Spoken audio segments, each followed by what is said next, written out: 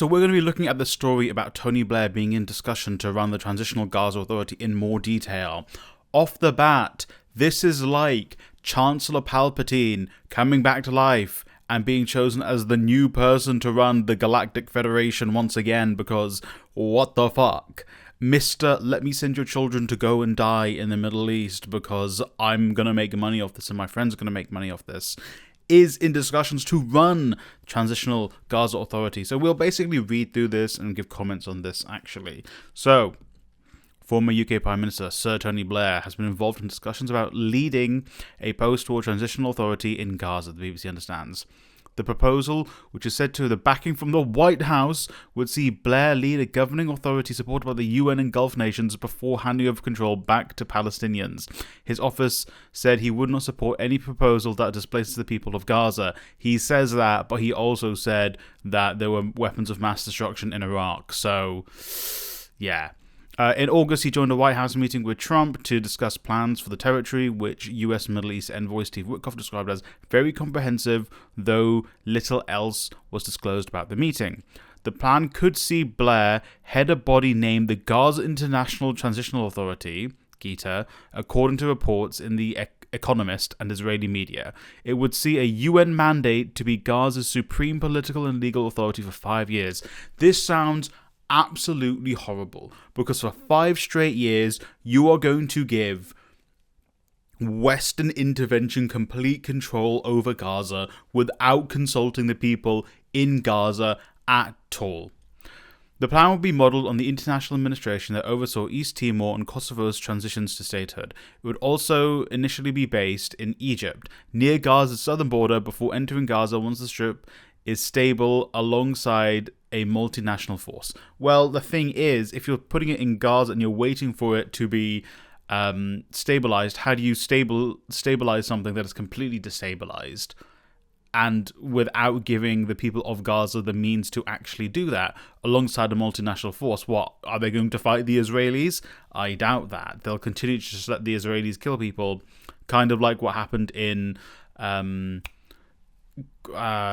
It happened in Rwanda as well, and also happened in Serbia and Bosnia. So they just kind of stood there.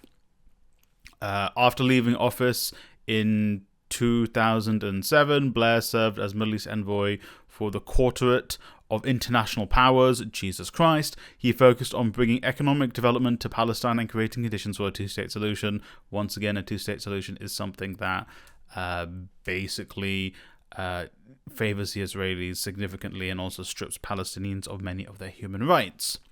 Reports of discussions about his involvement in the Transitional Authority for Gaza come after Palestinian President Mahmoud Abbas said on Thursday that he would be ready to work with Trump and other world leaders to implement a two-state peace plan. Abbas stressed his rejection of a future governing role of Hamas in Gaza and demands its disarmament. Abbas is the, epitome of lapdog. Literally, he is like, yeah, guys, you could do whatever the fuck you want in Gaza as long as I get some power in the end. The PA and the PLO, their decisions at Oslo have been one of the biggest driving forces for what has emboldened Israel to continue its genocide and ethnic cleansing and stealing of land in Palestine. Literally, I remember, if you've not heard of Raja Shahada, he's a human rights lawyer in Palestine. His father was a human rights lawyer and a politician, and his grandfather was a politician as well.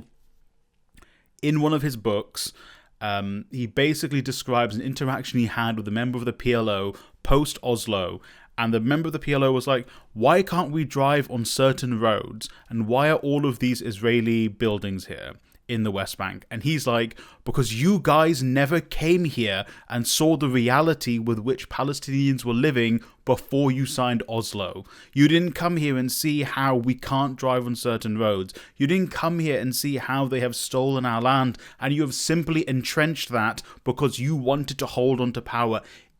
You can feel the frustration he felt because the PLO didn't give a shit. They just wanted the power in Gaza, in Palestine. Anyway, let's continue.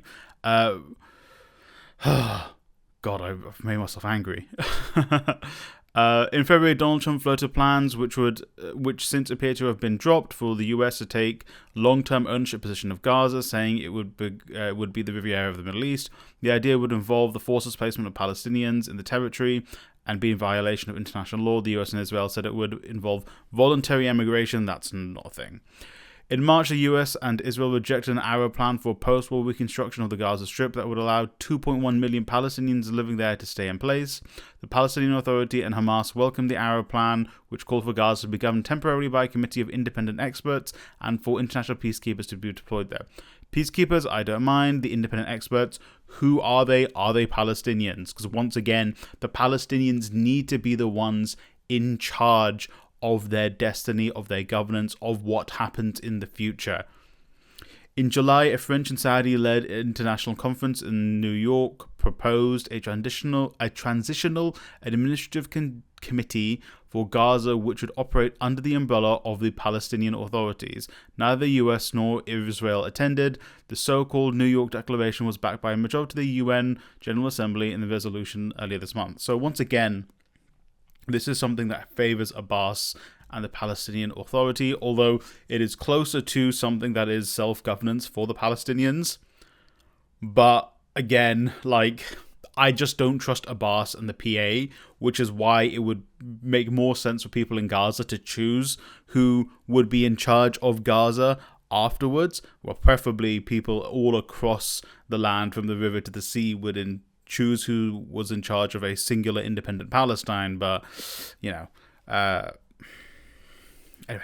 Earlier this week, the UK formally recognised the state of Palestine alongside France, Canada, Australia and several other countries. In his speech, Abbas thanked them for taking this step, including, he said, Denmark, though the country has not yet recognised Palestine, it says it will do so if certain conditions are met. The UK and others reiterate calls for a two-state solution, boo, which would be the creation of an independent Palestine in the West Bank and Gaza, with East Jerusalem as its capital alongside Israel. We don't want Israel. Israel and the US criticized the move as a reward for Hamas. Doesn't make sense, to be honest. The Israeli military launched a campaign, blah, blah, blah, Hamas attack, blah, blah, blah. 65,000, way too small number, a UN commission of inquiry has said Israel has committed genocide against Palestinians in Gaza, which Israel lies. And even despite this, the UK still works with Israel and welcomes their leaders into our country, which is disgusting. So yeah, Tony Blair has the favour to lead a transitional government in Palestine, Gaza in particular. Tony Blair, also the man who is willing to do whatever the United States says if it means enriching himself. And also remember the man who sent many young Brits to go and die in the Middle East for money for himself and his mates. So,